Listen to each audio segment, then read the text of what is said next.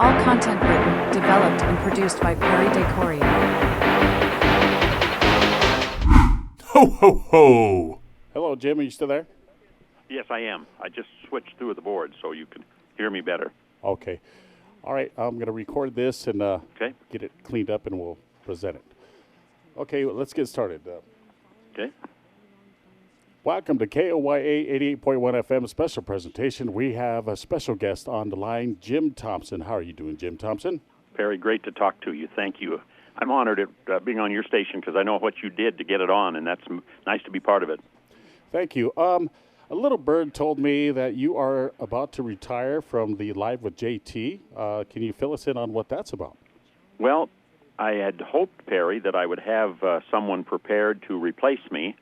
And even though I understand someone that's been on the air as long as I have and a recognizable voice, that might be a little difficult. On the other hand, I really did feel like I could get somebody prepared. I've tried with at least 3 different people. It just didn't work. And so finally, my sales manager, Jan Forgy, and I sat down and decided that we could take that show off the air, the afternoon talk show. I'll still do the good stuff, which I think you carry, if I'm correct. Yes, we do. And we'll provide the good stuff on a regular basis because that I can do in advance and still travel. Because I'm going to be 68 in September, and though I'm healthy, my brother just died. A very untimely, unexpected death. He was my younger brother and had a heart attack on the 19th of April. And it reminds me again how tenuous our life can be. And so what I really wanted to do is, while I still am healthy and still have the inclination to be able to see what parts of the world I haven't been to yet. That's our condolences from our KOYA radio family to you and your family. So I appreciate that. Thank you. Hey, Jim, we kind of go way back. When I was starting out in radio in 1992, I came across you, and the station that I was working at, which is the KINI, was carrying your show for a brief moment there. And since then, you know what, when we started KOYA, I said, first thing we're going to do is get a hold of Jim Thompson and bring him back. And we thank you for all that you've done for us, even with the station IDs and the promotions, too. Of course. I'm glad to be a part of it, Perry. Okay, let's talk about your radio broadcast history. When did you start broadcasting, and what spurred you to say, hey, this is for me? Well, good question. 1965, and that's part of the reason that this is a good year for me. It's 50 years of broadcasting for me, and I was a young man at age not quite 18 when I went to Brown Institute of Broadcasting in Minneapolis. And the way that came about, I was planning to go to Black Hills State University in Spearfish to be a teacher and a coach. I can't say that was my life's desire, but it seemed like when I graduated from high school, that might be the best thing. I really didn't know what I wanted to do, and in fact, a lot of young people don't. And so I had prepared, had a scholarship even to go to Spearfish, but I was living and working in Sturgis. And one night, I had played on the American Legion baseball team, and one night I couldn't play because I had cut myself in the meat market that day. While what I was doing was trimming out a hindquarter of beef, and the knife slipped, and it didn't cut badly, but it cut enough that they put on, in fact, I still have the scar on my index finger on my left hand, and they put a bandage on it of some size, and I couldn't play baseball that night. Couldn't bat. I couldn't put my hand in the glove. And so I came to the baseball park in Sturgis, prepared to keep score and coach if they needed me, as a lot of times in an American Legion program you do. But the radio station happened to be broadcasting that night, and they came down to get the lineup, and when he walked in, he said, hey, how come you're not playing? And he knew me from my meat market job. And I said, well, Ray Ritchie was his name. I said, Ray, I've hurt my hand. I can't play. And he said, well, come up in the broadcast booth. He said, you can help me broadcast. Oh, I said, I could never do that. Well, he said, at least just come up and sit. You could point things to me. So he put a headset on me, put a microphone in front of me, and I guess you could say it just came naturally. And when we got all done, he said, you should go to broadcast school. So that next day I went down, I cut a tape that they requested at Brown Institute of Broadcasting in Minneapolis, and they accepted me to start in the fall, and I went there and started my broadcast career in the fall of 1965, 50 years ago. That's a hidden blessing, isn't it? How things worked out for you? It worked out well, and I've used that lesson a couple of times when I give presentations, like if I'm talking to a senior class separate, not a graduation so much, but kind of in an advisory role. I use that a lot about keeping your eyes open, making sure your peripheral isn't blinded, because so often we get ourselves such tunnel vision looking forward that we miss those opportunities that come along because we're not looking to the side, we're only looking forward. And there's a good idea. Looking ahead is good, but you have to be aware of other things that come up, and that's what happened with me. So yes, that was very much of a blessing. Once again, we are with special guest Jim Thompson right here on KOYA Radio. Just going to pick your brain a little bit. All the years that you've been broadcasting, can you tell us probably one of your key moments or milestones that pretty much said that you're on the right track?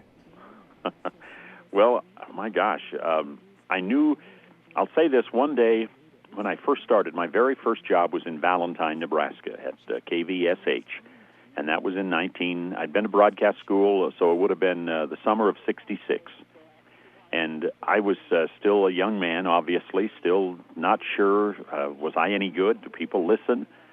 And one day, somebody came running into the station, and they said, my daughter and her friends at the high school are listening to you, and they are just, they love the music you're playing, and they like what you're saying. And I remember, that doesn't seem like much, Perry, but you remember your first days in radio when somebody came to you and smiled and said, hey, I like to listen to you. That encourages you to go on. Now, there's been a lot of other things, of course. I moved into broadcasting ball games. I was the sportscaster of the year 3 different times in South Dakota. I then moved into sales. I succeeded in sales and made enough money to move into become sales manager, and then the manager of a station, and eventually into ownership of a station. And so all along the way, you keep looking for other opportunities. Probably one of the greatest experiences for me is when some young person who's wanted to get into broadcasting tells me that they had met me earlier or were encouraged by me or something like that, because though we don't start out to be a model, a role model, you hope that you live your life in such a way that people will say, like Baxter Black did in a good old cowboy poem, he said, you left an easy trail to follow. And I hope somebody can say that about me when I'm done. That is awesome. Just like with broadcasting, I can share pretty much some of the same sentiments with you that even though in our broadcast, when we get acknowledgement in public and stuff like this, for me, it remains to keep me humbled and keep my head on a swivel and to keep aware of who's listening out there. Sometimes it could be redundant and you can feel like, well, maybe nobody's listening to me. Have you experienced that in your early broadcast? Did you feel like, well, this is the time I need to hang it up because I feel like I'm not making a difference? I would say that I don't think I've ever felt that way, Perry. I've had, both because of other stations calling to inquire about my availability for a job, for people like the Statler brothers one day driving on the interstate by Watertown heard me talking about them, as of all things. How can that ever come about? And I got a call from their bus, and the Herald, you know, the bass, this very familiar voice comes on the air and says, hey, you said where are the Statler brothers when you need them? Well, here we are. Where do you need us? And I guess I can't say that I ever thought nobody was listening. I've always felt positive about radio. I learned long ago that you are, whatever your audience is, if it's one person or 101,000 people, the fact is you are communicating something to that person. And so that's the best advice I ever got from anyone teaching me, was always see that one person in your mind that's sitting at the kitchen table listening to you, or in their tractor, or at their desk at work. And so always keep in mind that person is, they're honoring you by listening. And so do them proud by making sure the information you give is pertinent and that you're not being, you can make jokes and everything, but don't be a smart aleck. Don't insult people. And so that's how I grew up, and I've always felt that way, and that's how I teach.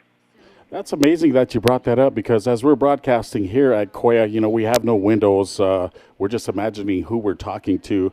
Of course. And that's what I keep in mind, just the same way that you were thinking about. I'm just thinking about that one person who's listening, especially when I do sports broadcasts. Am I being clear and concise?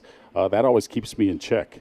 And I just thank you for kind of like just affirming that for me, because sometimes radio broadcasters, we tend to be a whole different breed. You got to be kind of nuts to be in a room with no windows and by yourself. So You know, one of the best, that's a very good thing to start. Just a quick note, if I can. Steve Cannon, who is one of the, in my mind, one of the single most admirable broadcasters I know. Now, there's lots of good ones in lots of markets, but he worked at WCCO in Minneapolis back in the days when that was the single most listened to radio station in America.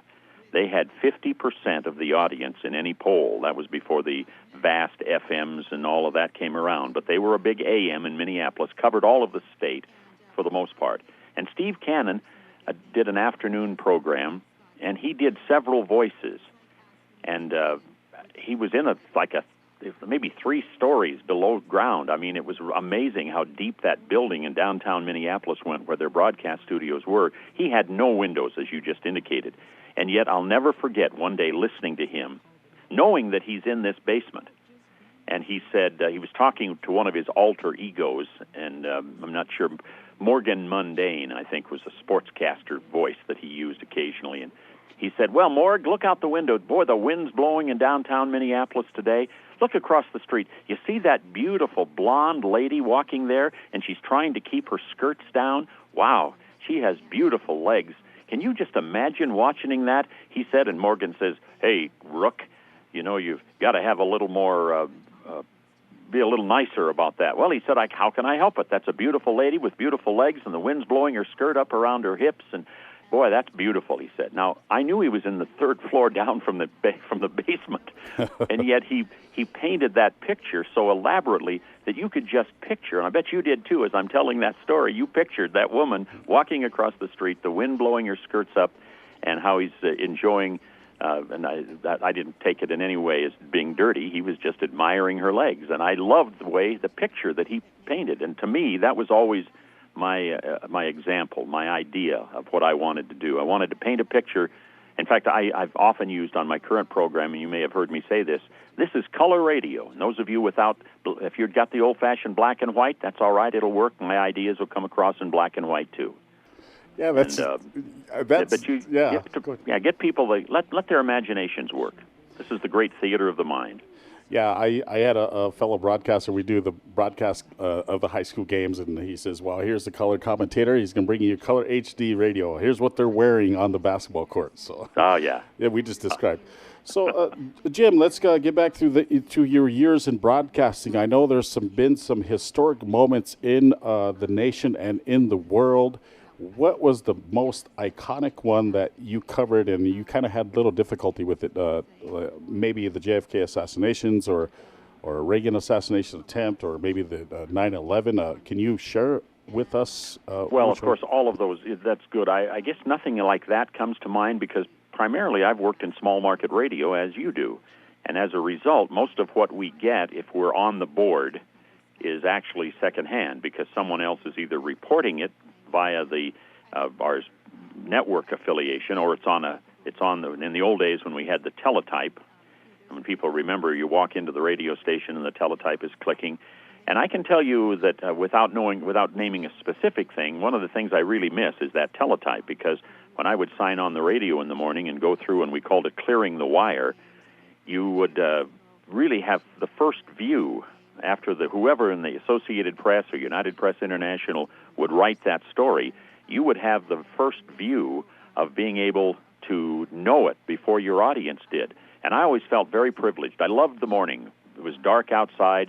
I'm getting all the weather and the markets and the news and the sports together, and those things come in, and they are when the Governor Mickelson's plane crashed.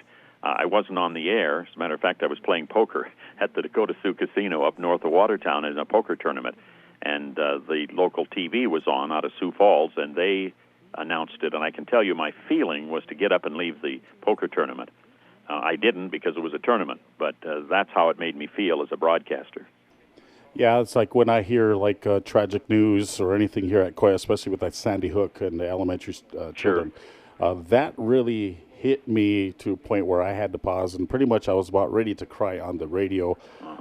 Has there been, what kind of discipline can you share with me when it comes to news like that? What do you think about when you have to report something on this? Well, I honestly, here's what's happened with me. I don't put my emotions in check. I'm not Walter Cronkite on a national newscast. In your case, you're Perry DeCory. You're on a local station that people know you, and if you, in the middle of it, if you start to break down, I would just say, excuse me, folks, this is very emotional. Bring yourself back and start again. And I don't think you should necessarily, it depends. Now, if you're on the national network, that's another story. You're expected to be professional and above. But I think on our local level, I really, what I advise people is to let your emotions show. Don't let it get away from you. Don't have to turn the mic off. But report the news. And always keep in mind, there's that little lady sitting at her kitchen table with her cup of coffee listening, or that man in a tractor, or a lady at her office, or some guy walking down the street with headphones, and you are the source for them. And so get the information out. I don't think you have to necessarily keep your emotions in check. At least I wouldn't suggest that. I always thought that if you let your emotions come out like this over the air, especially if it's live, it kind of brings the human sense to everything, and people relate to you a little bit better. Absolutely. Yeah. Absolutely. That's exact. Now, again, if you're on a national network, if someone calls you from Washington and says, Perry, we need a report on what's going on down there at Wounded Knee, for example, if that were to be the case, yeah. They're expecting a report from you, and the reason that they got your name is you're the local radio station. Would you give us a report? And so you go on and do that. You have to let them know that you are, I'm assuming you're Lakota. Is that right, Perry? Oh, yes. Yeah. So you're a Lakota resident of the reservation, and so you have that unique aspect, and so I would think that you wouldn't try to become prejudiced or biased in your reporting, but try to do a straightforward, here's what's happening, the who, what, when, where, and why. That's what we're missing, really, in national television today. There's not much objectivity.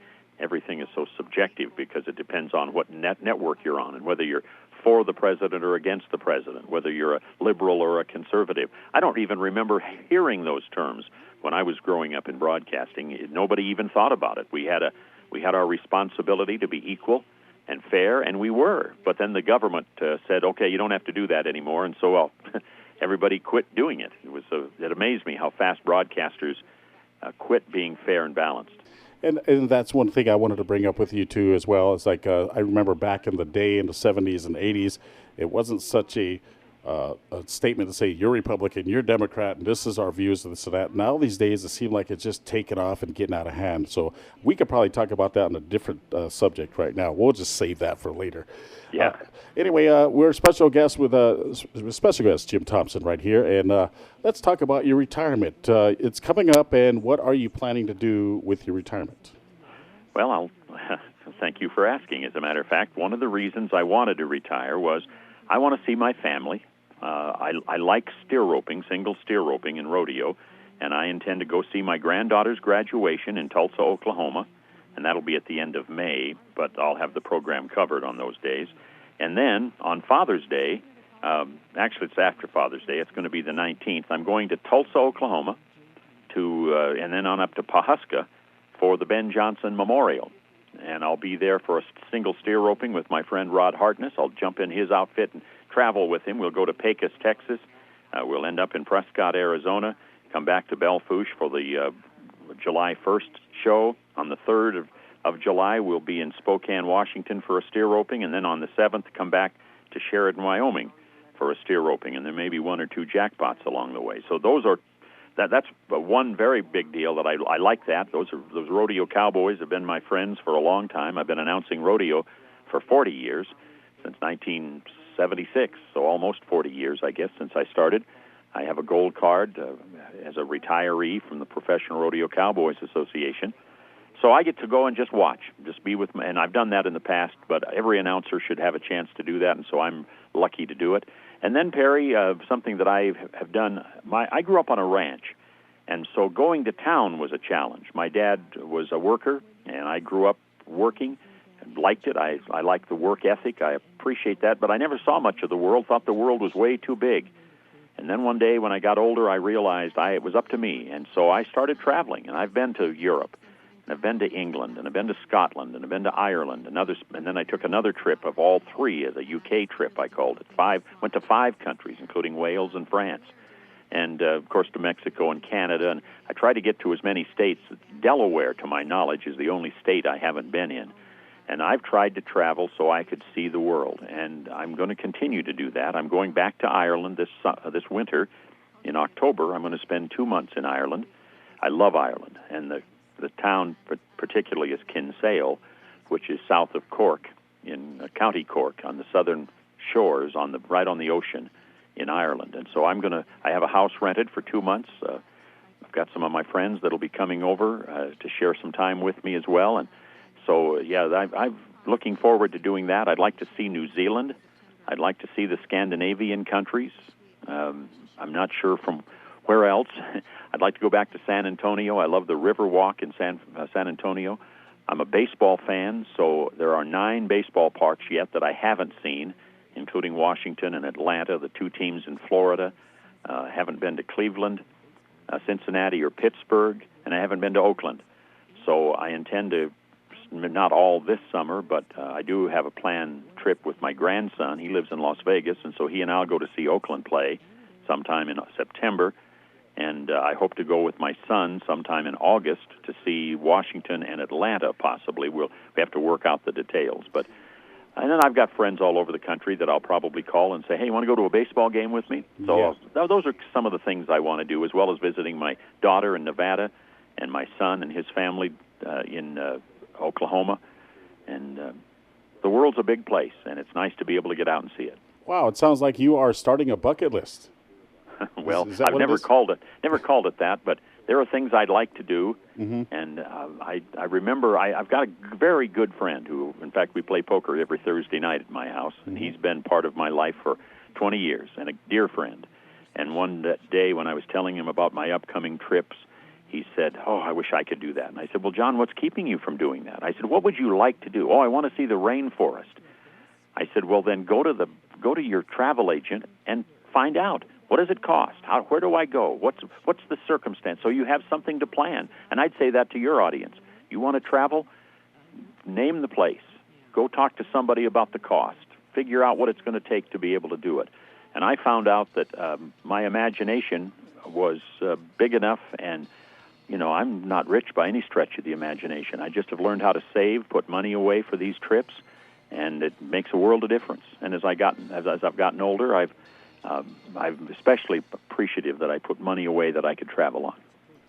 Wow, we're with special guest Jim Thompson. I'd like to thank you wholeheartedly for the honor of talking with you and interviewing you. We are in south central South Dakota, north central Nebraska, and people in Valentine listen to us. And is there anything you would like to say to old KVSH or people who you'll listen to you on the radio waves at this time? Perry, Valentine will always hold a very special part in my heart because Larry Russell was the manager. I worked with Jerry Noreen and Harold Sabatka and Bill Roberts and Wally Bazin and Lorraine Ballard, and those names come to mind so easily because they were part of my learning. And Wally Bazin often would stick his head in the door and say, Jim, here's a suggestion on how you might put your songs in order. And at the time, I kind of resented it a little bit. Who are you to be telling me, a professional announcer, how to handle that? And now today, it wasn't very much longer, frankly, but I realized how wise that was to have listened to him and taken his advice because he was an older man, had been in the business, and had some experience. And so I learn to listen, and I think you never stop learning. That's the key. No matter what, you should never stop learning. And so for the Valentine folks, there's some great friends that are still there. I go down and see Mike and Kim Burge as often as I can, and Jim Whiting, and he lives more toward Hidden Timber, and Glenn and Yvonne Hollenbeck, I think they would probably not call Valentine home, but they're there regularly. And there's so many others. So yes, the Cornhusker State is a big one for me. I announced the University of Nebraska Rodeo for many, many years in Lincoln, and I managed the station in Scottsbluff, Nebraska, KNEB, and really enjoyed my association. I can honestly say I've never been to a radio station I didn't really enjoy, and never really met anybody I absolutely didn't like. Now, there's some that you'd rather be around than others, but you know what I mean. Oh, yes. So, yeah, you were right about when the manager was telling you about the music selections and stuff. It is a science. It's just not press and play, and I'm going to play this song and that song. But I understand what you were saying right there because You have to be in the zone, I guess, when you're Wally broadcasting. Basin stuck his head in the door and said, "You've played 4 male vocalists in a row. You should break that up with a female vocalist." I kind of bristled. Okay. But you know what? If you were to call me and say, "Jim, would you come down to KOYA and fill in on an afternoon?" Now, you used it, but if I know you're not using records anymore, probably. But if you did, I would go through and I would pick out Conway Twitty and Merle Haggard, and then I'd find Loretta Lynn, and then I'd bring in George Strait and Big and Rich, and then I'd find maybe a Danny Davis instrumental. So that's how I would do it. I'd go through and I'd schedule, because there's not as many female vocalists as there are males, and so you have to schedule them out that way, and then you got to throw in the instrumentals. And but I remember I learned that in 1966. Wow, it's amazing to me sometimes how those things stay with you. And we're going down memory lane with Jim Thompson. I better get a record player installed. Perry, in my studio, you should come to Spearfish. I'd love to show you my studio. And we'll still have it. I'm going to stay in this studio and record my stuff. But I still have a reel-to-reel machine that I do use occasionally, and some of it is just because it's probably one of the last ones in a radio station anywhere in the country, so I'm going to use it. And I got one last question before I let you go. You're talking about the reel-to-reels and everything. When I was at the other station, I used to just try to save those. Do you have all your interviews saved, and do you have any specific favorites? No, I wish I had. You look back now and you wish you'd done that. You start out not expecting it to be 50 years later sometime. And so in the first place, it was very difficult to save tape. When I first started, in fact, when I worked at Valentine, 1966 was the year that Nebraska, or 66 or 7, I'm trying to remember exactly, but that was the Nebraska 100, Centennial, Nebraska Centennial. And so they gave me an old Wallensack reel-to-reel tape recorder, heavy bugger, and I carted that all over the Sandhills and did interviews with people that had lived there for a significant amount of time. And I talked to people about seeing the buffalo wallows and watching the Indian tribes move across the tracks, and the train couldn't go until all the horses and everybody was passed, still horseback. And that was really interesting to talk to those people, and what an experience, because they're not alive any longer. We don't have those stories anymore. How I wish I had saved that, but I didn't. Now, we archive, but even the archives have some limitations. And I did some great interviews with Casey Tibbs. Fortunately, I have some of those left. But there's so many others. Freckles Brown. I mean, rodeo, just rodeo. I talked to Tom Borwinkle of the Chicago Bulls, and just happened to come to town. One of the things that I've learned, and I tell people, just keep your ears open. People think I'm a talker, but what has made me successful is that I'm a listener. And so I'm at breakfast one morning, and somebody says, Tom Borwinkle married my cousin, and they're coming to visit this weekend. And so I turned around and said, is there a chance I could get him on the radio? And there's a lot of those. Don Nelson was here in South Dakota, and people that I just happen to drive through, and you catch them and you interview them, and you take it as a matter of fact, and then you look back one day and you think all they are is memories. But that's what I have, and if you hear the commercials I do for DeSmet Farm Mutual Insurance, a good part of those, another great memory, comes from my radio time. Oh, wow. I see. I didn't know that. Now, geez. So Can I tell you one more story that's kind of interesting? Go ahead. One day, when I was managing the radio station, and in fact, I was managing the Watertown station, but I was overseeing 3 other stations for Sorensen Broadcasting. I was kind of the general manager of the group. And one day, and I wasn't really satisfied with that, Perry. Management is less exciting to me than sales or broadcasting, but I did management well, and so I moved up in whatever chain I was with. And so I was not in a job I really liked, but it paid well, and I worked with people I liked, and so I kept moving forward. That's how I believed. And one day, I was reading the Sporting News, which is, they used to call it the Baseball Bible, and there was a story in there about the Minnesota Twins needing a broadcaster because one of their broadcasters had moved on. And so I called the station in Minneapolis, WCCO, and I asked, what do I need to do? Well, send us a tape. Okay, but they needed it like that week. And they didn't, when they found out I was from Watertown, South Dakota, frankly, they didn't give me much credibility. But I didn't have a tape because we did all our broadcasts live, and I had done baseball many times.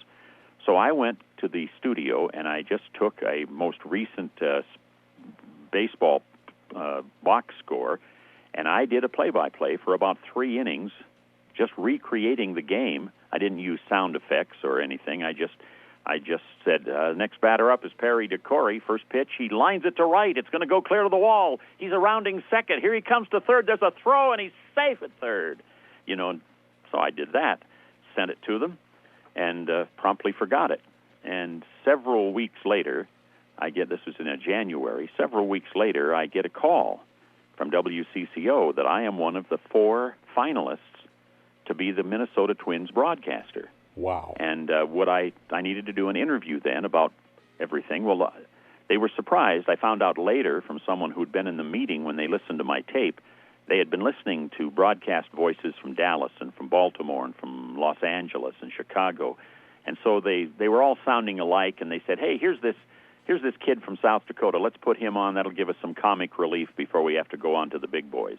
Oh. And they put my voice on, recreating the game, remember. It wasn't a real baseball game. It was just one I was doing in my mind. Mm-hmm. And they heard that. They sat up, and they said, call him. And they did. And I ended up as one of the finalists. And in fact, they called me on a Friday from the radio station to say, we have chosen you as our broadcaster. Now, there's only one hitch. The manager, or the owner, rather, of the Minnesota Twins, Cal Griffith, has the final say, and he has one of his former players that he's visiting in Phoenix, Arizona this weekend, and we won't know till he gets back, but I'm pretty certain that that's just going to be a cursory, are you interested, Frank? And when he says no, they'll call us and say, go ahead and call your guy. So we're going to need you to get ready to come to Florida. Well, my gosh, I was both scared to death because I hadn't told anybody at my job that I was planning to do that, and I was excited, as you can imagine, as a young man, a baseball fan, and they talked to me at length about my salary, and I found out I made more at the radio station than I did from them, and when they found that out, they said, well, hold it. I mean, they started then courting me. They really wanted me. They said, you can do Gopher basketball as well, and in fact, that was the year that Magic Johnson was playing in Michigan, and so I would have had a chance to do games with Magic Johnson and the Minnesota Gophers. So you can imagine how that, although I didn't know that till after the fact, but the fact is I spent 72 hours from Friday afternoon to Monday afternoon, and they called me to say that Frank Quillisi, who'd been a Twins player and manager, had been offered the job, and he had recently gone through some upheaval in his life and was going to leave Arizona, and he took the job. And so they weren't hiring me. Now, there was a tremendous, absolute tremendous disappointment. But later, I realized how exciting that was because I was good enough to do Major League Baseball, but I didn't have to move to Minneapolis to prove it. And I was getting involved in rodeo more and more at that point, and that was more my lifestyle. It was more the kind of people that I enjoyed. And those the great memories from an awful lot of good cowboys that I was with over time. I'm sure we could talk for days based on your career in broadcast radio. So, and we haven't even touched rodeo, really. Exactly. So, in rodeo, what did you do in rodeo? I announced rodeos. Got my PRCA card in 1976, and so I have officially retired. But I've worked. No, 74. What am I saying? I retired in 2014, so I had 40 years of rodeo announcing. And finally, as it happens to most of us, the road gets you. You're just tired of the travel. And but I was in Ramona, California, and Moses Lake, Washington, and over in Michigan, and down to South Carolina, and in Texas, and everywhere in the middle, mostly in the Midwest. But I did pro rodeo for an awful long time, and I have my gold card as a retired member of the PRCA. So I'm proud of that. I have a lot of great friends in your country. I mean, some of those Jim Jacobs and Tim Jacobs and Merle Temple, Howard Hunter, all of those were great friends, and I would not have known them had it not been for rodeo. We thank you, Jim Thompson, for taking some time to talk with us, and good luck on your retirement, and we will continue to carry on the good stuff as long as you create it. And you bet. I've always been a great supporter of you, and you know the story back in the day. Of course, and I appreciate it. Yes, and that's why we got you back on KOYA. And I just want to say thank you for not calling me out. I was safe, and I scored for the baseball team, I guess, right? Yes. Yeah. But I forgot that. Yeah. Yeah, but thank you for. When I was listening to your play-by-play. Please let me be safe. Please let me be safe. And Oh, yes. That story. Okay. And you made me safe. Okay. You were safe. Safe at third, ready to 90 feet from a score. There you go. I'm gonna have to come up there and take your word on that, and then come up and visit you. And because I've never met you in person, but we've talked on the phone numerous times. Many times. Well, keep me on your list if you need help. I'm here to help, and if you get a chance to come up, I would love to host you. Barry, thank you. It's been an honor to be on your station. And that's Live with Jim Thompson. With the Live with Jim Thompson, he's going to be retiring. What is that? May 29th. May 29th will be the last day. I can't tell you that I'm eager for that, but I want to do it before I don't like it anymore. Okay. Well, we're going to carry that show coming up. So that'll be awesome. And great. And so we wish you Godspeed, good luck, and we'll be keeping you in our prayers here. You got a lot of friends here, and a lot of people admire your Good Stuff show. Thank you so much, Perry. It's an honor to be your friend. See you down the road. Thank you. And that was the interview with Jim Thompson, as he's going to be retiring on May 29th of 2015. We wish you the best, Jim.